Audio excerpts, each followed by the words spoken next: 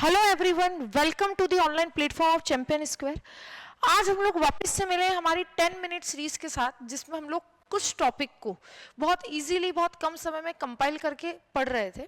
उसमें से आज हमने जो टॉपिक लिया है वो है हमारी यूनिट 7 का, हमारी एमपीपीएससी प्रीलिम्स की यूनिट नंबर 7 का एक टॉपिक हम लोगों ने पिक किया है, जो कि मुझे लगता है जिसके लक्ष्य वगैरह गोल वगैरह याद करना बच्चों को काफी दिक्कत देता है। वो टॉपिक है आपका राष्ट्रीय स्वास्थ्य नीति एवं कार्यक्रम, है ना। स्वास्थ्य नीति क्या होती है और कार्यक्रम कौन से, पहले तो बच्चे इसी में ही कंफ्यूजन है कि भैया राष्ट्रीय स्वास्थ्य नीति क्या है और राष्ट्रीय स्वास्थ्य मिशन क्या है, दोनों के अलग अलग लक्ष्य हैं, कैसे है क्या है, ये थोड़ा सा मुझे लगता है बहुत कॉम्प्लिकेटेड बन जाता है। तो आज पहले तो बहुत ही इजीली हम लोग राष्ट्रीय स्वास्थ्य नीति के सभी गोल को कवर कर लेते हैं और अगली जो आगे की क्लासेस रहेगी उसमें हम लोग कार्यक्रम को कवर कर लेंगे कि राष्ट्रीय स्वास्थ्य कार्यक्रम कौन कौन से हैं। ठीक है, तो बड़ा आसान हो जाएगा। तो आज बिल्कुल इजीली आप लोग मेरे साथ स्टार्ट कीजिए और इन पूरे टॉपिक से PYQ में भी काफी सारे क्वेश्चन देखे गए हैं, है ना। जैसे कि ये एक क्वेश्चन आप लोगों के लिए काफी जब आया था, काफी उसमें रहा था कि यार इस तरह का क्वेश्चन कि राष्ट्रीय स्वास्थ्य नीति 2017 में 7 प्राथमिकता वाले क्षेत्र कौन कौन से हैं, तो उनमें से कौन सा नहीं है, ये पूछा गया था। तो ये सब अभी हम लोग क्या करते हैं, डील करते हैं। चलिए, अगर मैं आपसे बात करूं कि राष्ट्रीय स्वास्थ्य नीति क्या है, तो नेशनल हेल्थ पॉलिसी जो होती है बेटा, ये एक आप कह सकते हो एक डॉक्यूमेंट, आप कह सकते हो एक दस्तावेजीकरण होता है जो लिखा जाता है कि यार इन चीजों को हमें इस समय काल तक पूरा करना पड़ेगा अगर हम भारत में स्वास्थ्य स्थिति को सुधारना चाहते हैं। तो राष्ट्रीय स्वास्थ्य नीति, नेशनल हेल्थ पॉलिसी समय समय पर स्वास्थ्य एवं परिवार कल्याण मंत्रालय के द्वारा, है ना, किनके द्वारा लाई जाती है, तो ministry of health and family welfare के द्वारा समय समय पर लाई जाती है। अभी तक सबसे पहला क्वेश्चन, भारत में कितनी स्वास्थ्य नीति आ चुकी है? ठीक है, तो मैं उम्मीद करूं ये वाला तो सबको पता है। कितनी स्वास्थ्य नीति आ चुकी है? 3 स्वास्थ्य नीति आ चुकी है।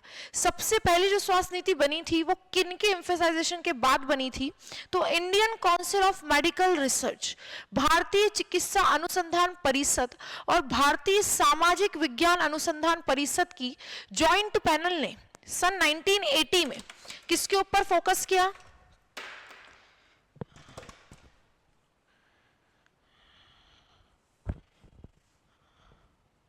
हाँ जी, 2 सेकेंड।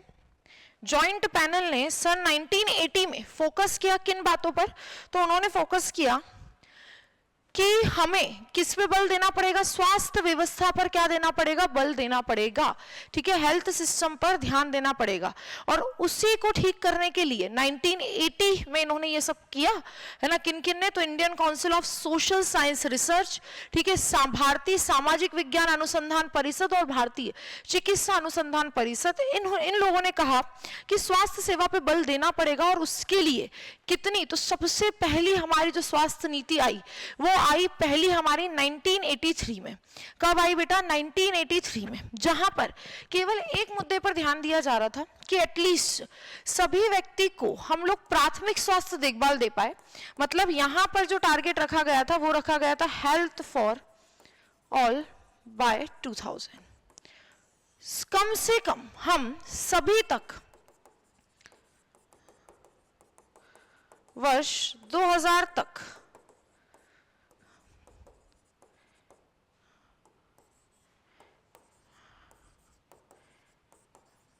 प्राथमिक स्वास्थ्य सेवा क्या कर सके? पहुंचा सके, पहुंचाना। ये हमारा क्या बन गया था? टारगेट। कब? 1983 में सबसे पहली स्वास्थ्य नीति आई। पर ये स्वास्थ्य नीति, हाँ, ये कोई पंचवर्षीय योजना नहीं है, एक डॉक्यूमेंटेशन, मैंने आपको कहा एक नीति है, एक पॉलिसी है कि यार ये चीजें हमें करनी है। करने के लिए क्या चलाए जाते हैं? प्रोग्राम्स। ठीक है, तो पॉलिसी सबसे पहले कब आई? 1983 में। दूसरी आई वर्ष 2002 में। इससे थोड़ा सा अलग बदलाव, यहां पे जो ध्यान दिया जा रहा था वो ध्यान दिया जा रहा था दैट अपग्रेड दी इंफ्रास्ट्रक्चर, है ना। यहां पे जो ध्यान दिया जा रहा था वो ध्यान दिया जा रहा था कि हमारे स्वास्थ्य ढांचे में क्या लाना है? सुधार लाना है। जो भी स्वास्थ्य सेवा अभी हम लोग दे रहे हैं, जो भी चीजें हम लोग कर रहे हैं, उसको और बेटर बनाना है, अपग्रेड करना है। आपने कहा पहले तो आप क्या दे दो, बेसिक हेल्थ केयर प्रोवाइड करो, दूसरे में आप कह रहे हो चीजों को अपग्रेड करो, सुधारो, मजबूत बनाओ। और करंट में जिस स्वास्थ्य नीति पे हम लोग चल रहे हैं वो है बेटा हमारी NHP 17। कौन सी है? NHP 17। और इसी से आपसे एग्जाम में क्वेश्चंस आते हैं। सबसे पहला क्वेश्चन आता है भैया कि जो हमारी NHP 17 है, राष्ट्रीय स्वास्थ्य नीति 17 है, वो किस ऑब्जेक्टिव पर, किस उद्देश्य पर चल रही है, किस ऑब्जेक्टिव को पूरा करने के लिए चल रही है? तो आपको एक वर्ड यहां पे याद रखना है, UHC। किसको पूरा करने के लिए चल रही है? तो वो चल रही है आपकी यूनिवर्सल हेल्थ कवरेज प्रोवाइड करने के लिए। उसका एक ही मुद्दा है कि लोगों तक हम क्या पहुंचा पाए, तो सार्वभौमिक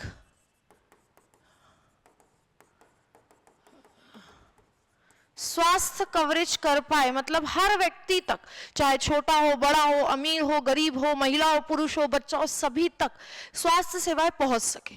और दूसरा इसका जो ध्यान है वो है किसके ऊपर? Preventive and promotive care. Preventive and promotive care, ये दो बातें अगर आपने याद रख ली तो बहुत आसान हो जाएगा, डायरेक्ट आपको इसका ऑब्जेक्टिव याद हो जाएगा। ये ध्यान दे रहा है कि अब हमें स्वास्थ्य को उपचारात्मक नहीं बनाना है कि जब रोग होंगे तब ठीक करेंगे, हमें प्रिवेंटिव केयर प्रोवाइड करनी है, निरोधात्मक, मतलब रोग होने से पहले ही उसके लिए क्या लगाया जाए? टीकाकरण और संवर्धनात्मक।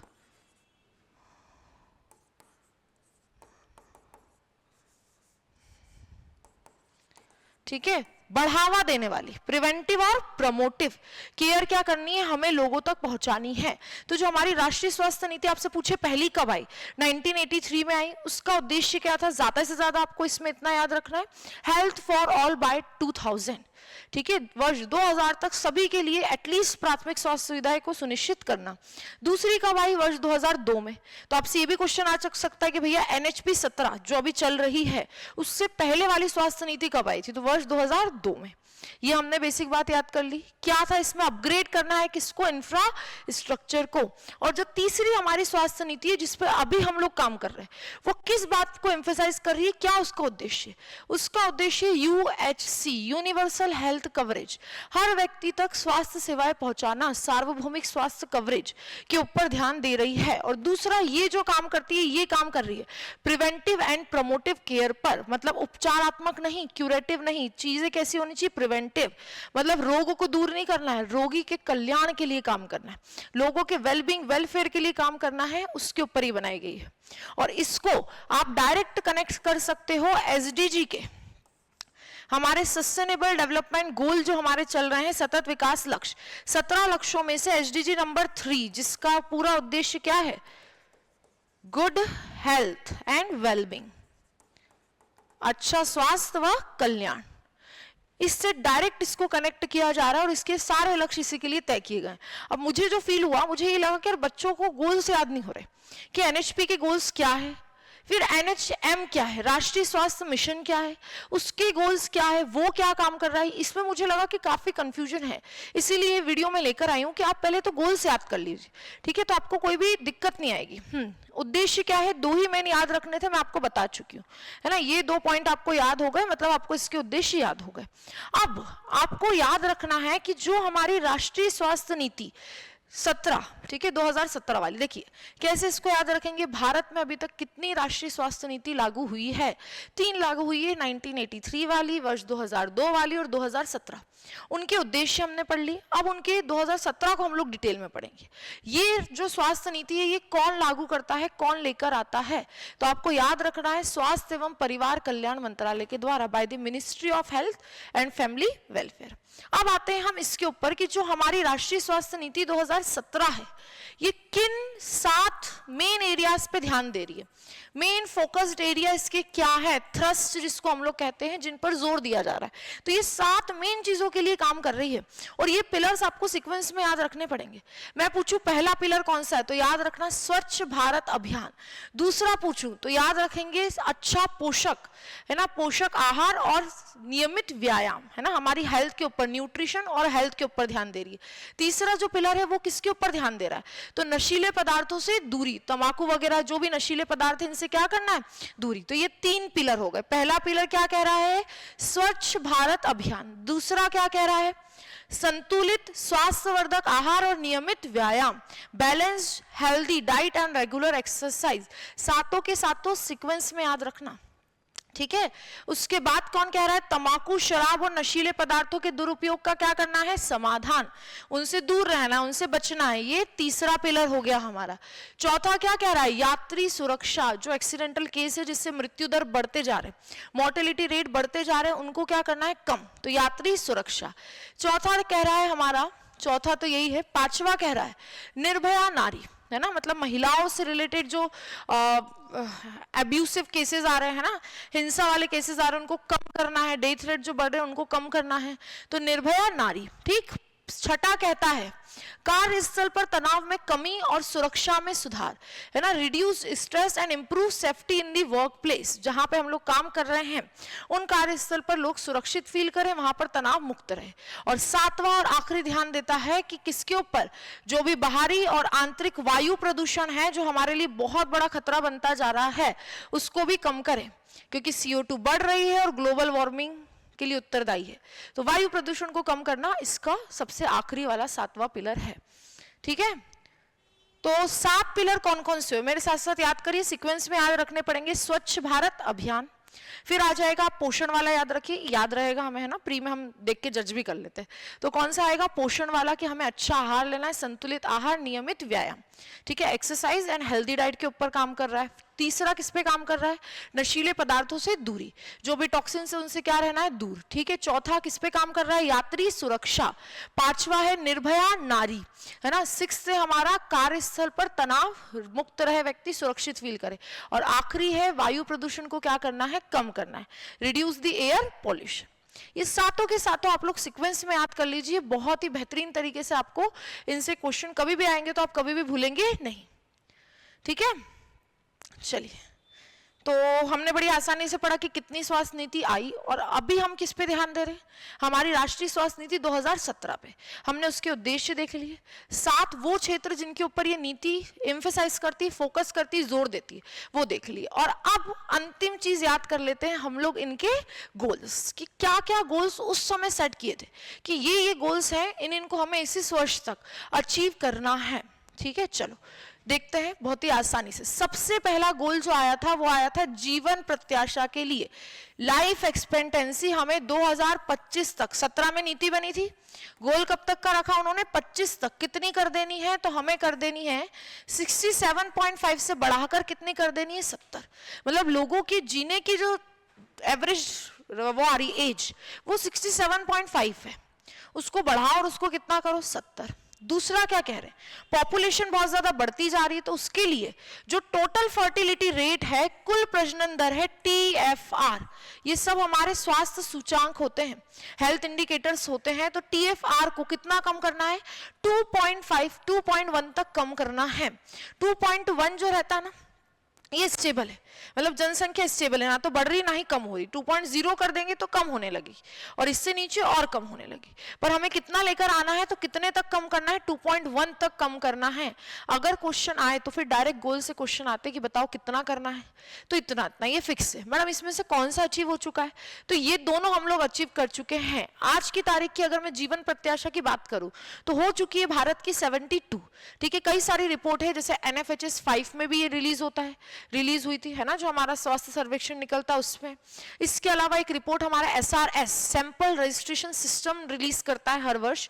लास्ट रिपोर्ट जो रिलीज हुई है वो सितंबर 2025 में हुई है, जो कि 23 की रिपोर्ट है।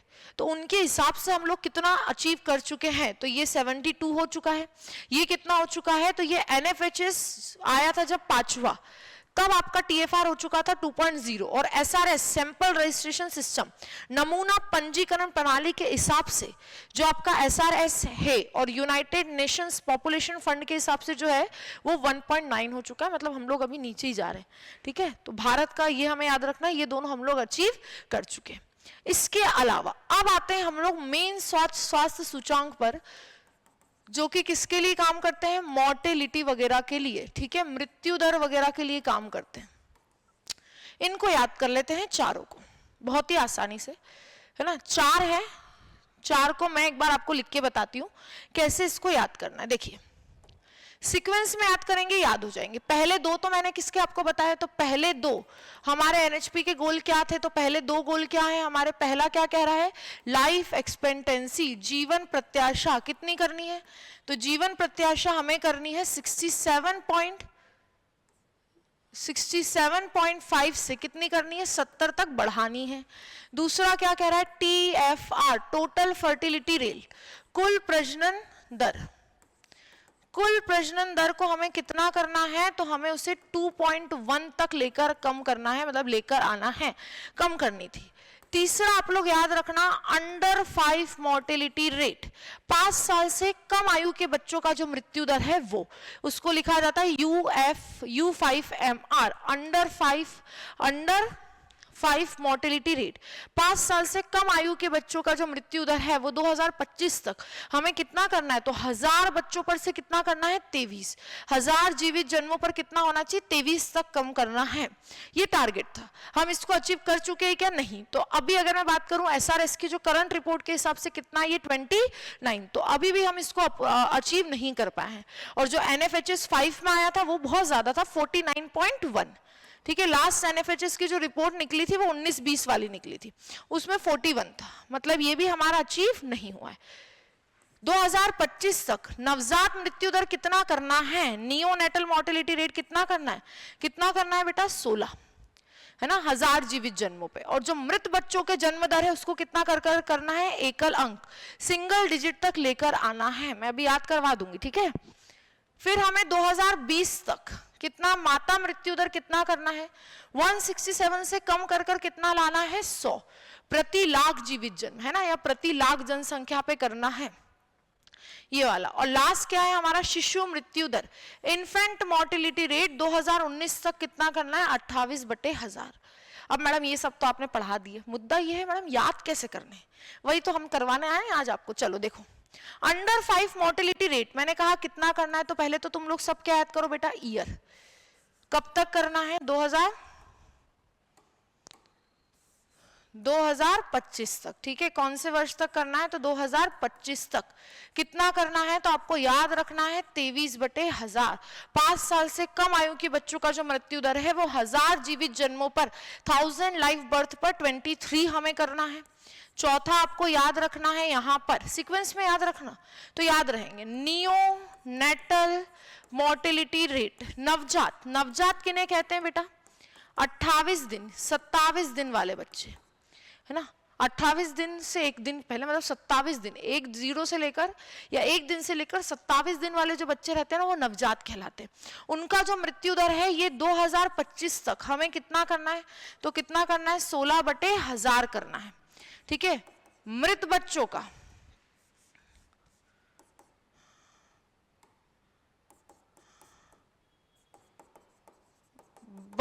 जो जन्म हो रहा है उसको कितना करना है, एकल अंक तक लेकर आना है, सिंगल डिजिट तक लेकर आना है ना, एकल अंक तक लेकर आना है, सिंगल डिजिट तक लेकर आना है।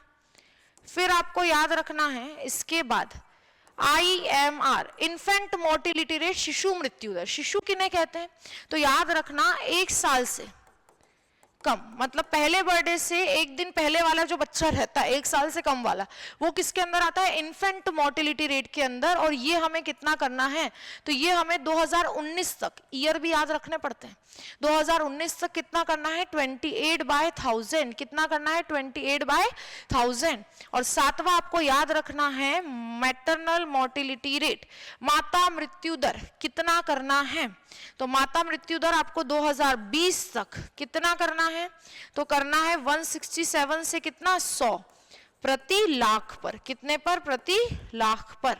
और यहां से हर पॉइंट इंपॉर्टेंट है। अब कोई बच्चा अगर इसको सीक्वेंस में याद कर ले तो वो भूलेगा ही नहीं। अंडर 5, नियोनेटल, IMR, MMR ऐसे याद करो। ऊपर वाले 2 तो तुम्हें याद ही हो गए होंगे कि जीवन प्रत्याशा 67.5 से कितनी करनी है 2025 तक, तो 2025 तक हमें कितनी करनी है, ये 70 करनी है। TFR कितना करना है 2025 तक 2.1, और ये दोनों हम अचीव भी कर चुके। बाकी क्या है, अंडर 5, 5 साल से कम, मतलब जितने भी 5 साल से कम आयु के बच्चे सब इसके अंदर आते हैं। 2025 तक उनका मृत्यु दर कितना करना है 23, ठीक है, 23, 16, 28, ऐसे याद रखना है अपने को, 23, 16, 28। अंडर 5 नियोनेटल और infant mortality rate, under 5 neonatal मतलब नवजात, और ये होता है शिशु मृत्यु दर, 1 साल से कम बच्चों का मृत्यु दर कितना करना है बेटा 28 प्रति 1000 जीवित जन, और माता मृत्यु दर प्रति लाख महिलाओं पर जो कि 167 है उसको कितना करना है 100, और ये हम अचीव कर चुके हैं। तो मैडम इनकी क्या स्टेटस हमने अचीव किया है कि नहीं, वैसे हमसे ये कोई नहीं पूछेगा कि अचीव हुआ है कि नहीं, फिर भी एक बार देख लें आप अपनी जानकारी के लिए कि क्या प्रोग्रेस है। तो अगर मैं प्रोग्रेस की बात करूं तो NN नियोनेटल नवजात मृत्यु दर कितना हो चुका है 20, करना कितना था 16, ठीक है, करना कितना था 16, और NFHS में इसकी अमाउंट कितना दिया गया है 24.9। तो मैंने दोनों रिपोर्ट आपको बता दी, ये जो रिपोर्ट है ये SRS की बताई है, और ये जो रिपोर्ट है ये NFHS 5 की मैं बता रही हूँ कि मतलब अभी अचीव नहीं हुआ है। इन्हीं को तो अचीव करने के लिए बहुत सारे कार्यक्रम चलाए जा रहे हैं। माता मृत्यु दर की मैं बात करूं तो कितना हो गया है, तो MMR हमारा हो गया है कितना 88 पर लाख लाइव बर्थ, और NFHS जब 5 आया था तब तक कितना था 103। तो भारत में माता मृत्यु दर कितना हो गया बेटा 88।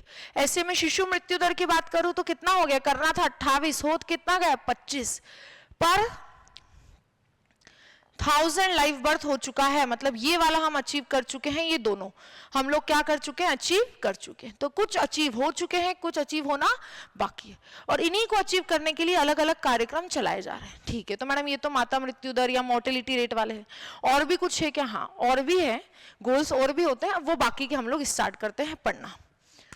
इसके अलावा है ना, ये याद कर लो ना तो बाकी सब तुम्हें याद हो जाएंगे। इसके अलावा अगर मैं कहूं कि उन्होंने रोगों के लिए,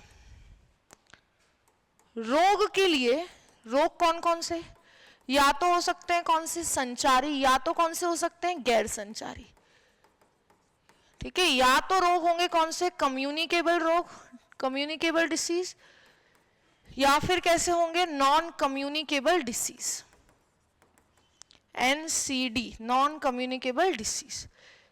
इन रोगों के लिए उनका क्या क्राइटेरिया था जब उन्होंने ये NHP 2017 निकाला, तो रोगों के लिए उनका क्या कहना था कि टीबी को कब तक खत्म करना है, ये भी एग्जाम में पूछा जाता है, बहुत इंपॉर्टेंट है। तो चलो पहले रोग वाला याद करते हैं, ठीक है। सबसे पहले अगर मैं बात करूं किसका, तो सबसे पहले तुमको याद रखना है किसका, तो HIV एड्स का जो उन्मूलन का लक्ष्य 2017 में तय किया गया था वो कितना था, तो 2017 में HIV एड्स के लिए उन्होंने बोला था कि 2020 तक हम लोग 90-90-90 लक्ष्य को प्राप्त कर लेंगे। कैसे प्राप्त कर लेंगे, क्या है ये 90-90-90, तो 90-90-90 का मतलब था कि 90% लोगों को अपनी स्थिति के बारे में पता हो, मतलब उन्हें ये पता हो कि उन्हें HIV एड्स है। 90%, दूसरे 90 का मतलब था कि जिन 90% लोगों को ये पता चल चुका है कि उन्हें HIV एड्स है, उनमें से 90% लोग आर्ट थेरेपी ले, एंटी रेट्रोवायरल थेरेपी ले, मतलब एड्स का इलाज करवाए, और फिर उनमें से भी 90% लोग, जो तीसरा 90 है उसका मतलब था कि उनमें से भी वो 90% लोग जो इलाज ले रहे हैं वो क्या कर पाए, इस रोग का, इस वायरस का दमन कर चुके हो। ये था 90-90-90 गोल, जो कि कब तक के लिए बनाया गया था, 2020 के लिए। अब जो नया गोल HIV एड्स के लिए सेट किया है वो 2030 तक का है, और उसमें ये 90-90-90 को बदलकर कितना कर दिया है बेटा 95-95-95, मतलब पता हो, इलाज हो,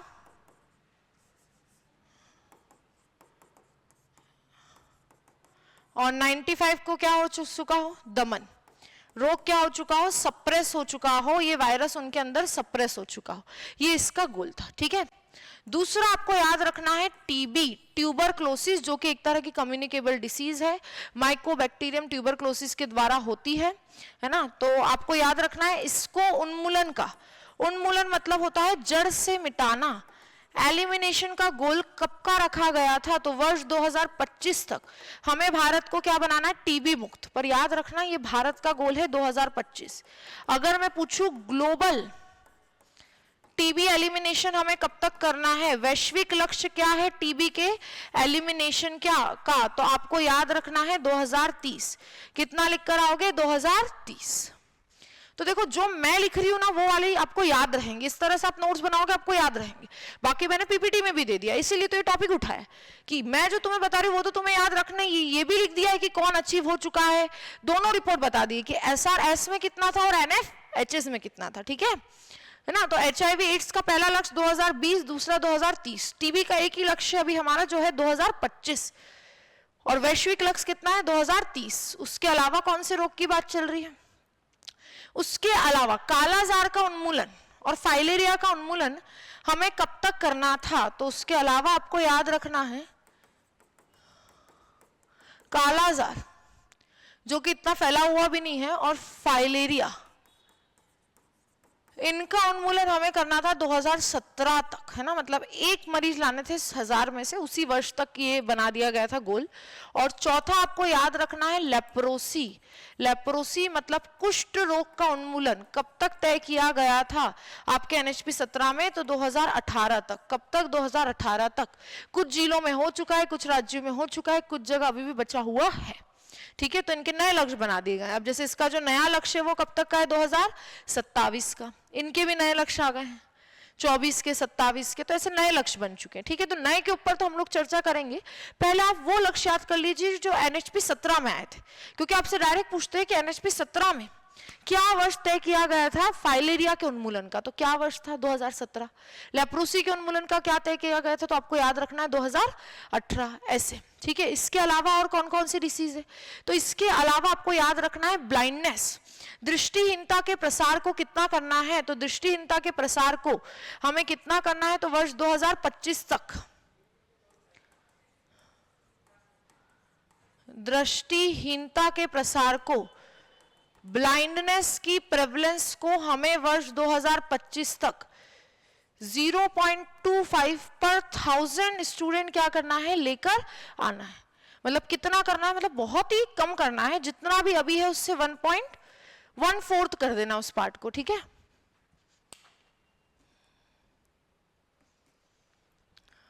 वन फोर्थ कर देना है उस पार्ट को, ठीक है।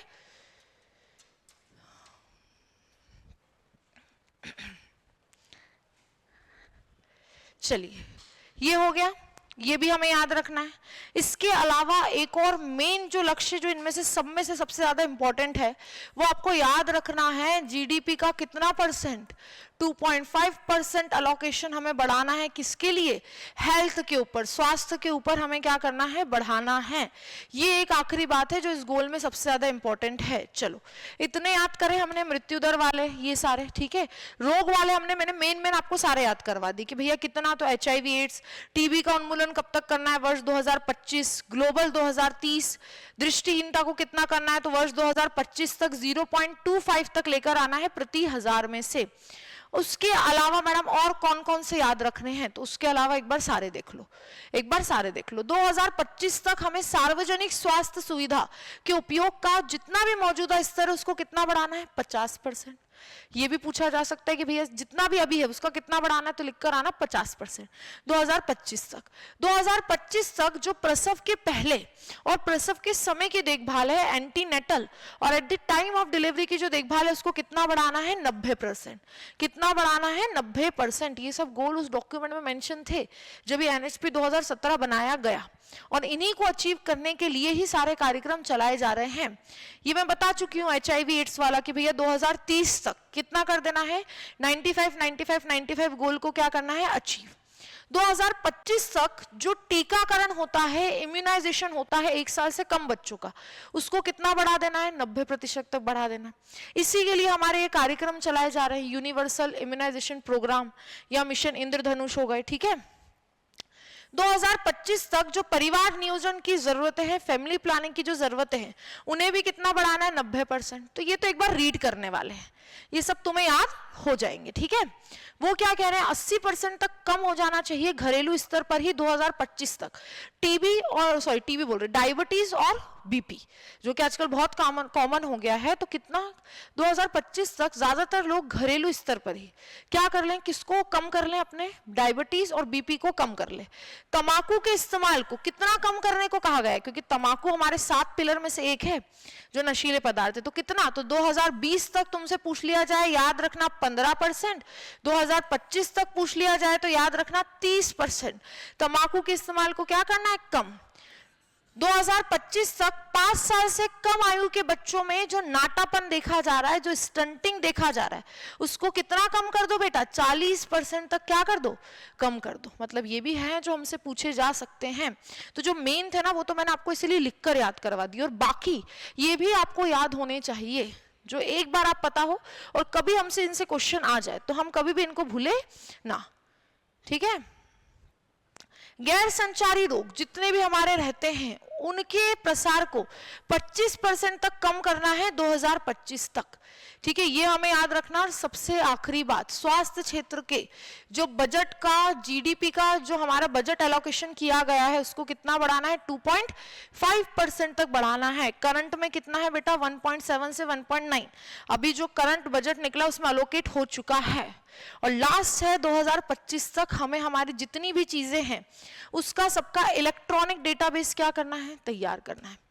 तो ये गोल्स हैं हमारे किसके, NHP 17 के, जो हम लोगों के लिए बहुत इंपॉर्टेंट होते हैं, बच्चों को याद नहीं हो पाते हैं, और कौन से अचीव हुए हैं कौन से नहीं हुए इनमें कंफ्यूजन रहता है। इसीलिए ये पूरे मैंने आपको एक ही साथ क्या कर दिए हैं, कंप्लीट करवा दिए हैं, ठीक है।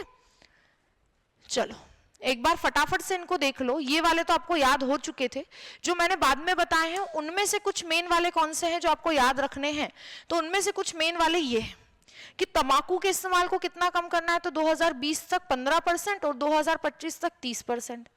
5 साल से कम आयु के बच्चों में स्टंटिंग कितना करना है, तो उसके प्रसार को 40% तक कम करना है, ठीक है। उसके बाद आपसे पूछा जाए कि गैर संचारी रोग को 2025 तक कितना कम करना है, तो 25%।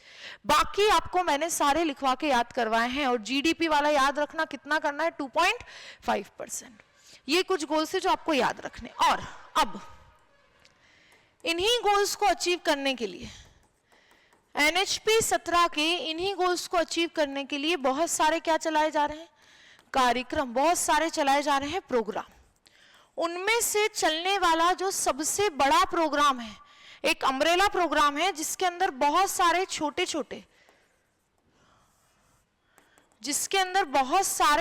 छोटे क्या हैं, आपके कार्यक्रम चल रहे हैं, जिसको हम लोग कहते हैं राष्ट्रीय स्वास्थ्य मिशन। राष्ट्रीय स्वास्थ्य मिशन जो कि पहले से ही चल रहा था, NHP 17 के पहले से ही इसको 12वीं पंचवर्षीय योजना के तहत 2012 से 17 के लिए लाया गया था, और ये एक्चुअल में आया था 2013 में।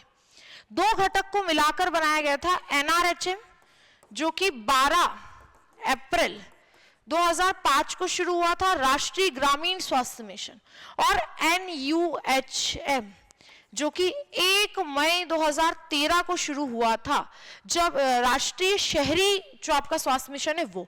और जब ये दोनों मिले तो 12वीं पंचवर्षीय योजना के तहत 2012 से 17 के लिए इसको चलाया गया। 2013 में ये एक्चुअल लॉन्च हुआ था इन दोनों को मिलाकर, और ये इसके अंदर चलने वाला सबसे बड़ा प्रोग्राम है।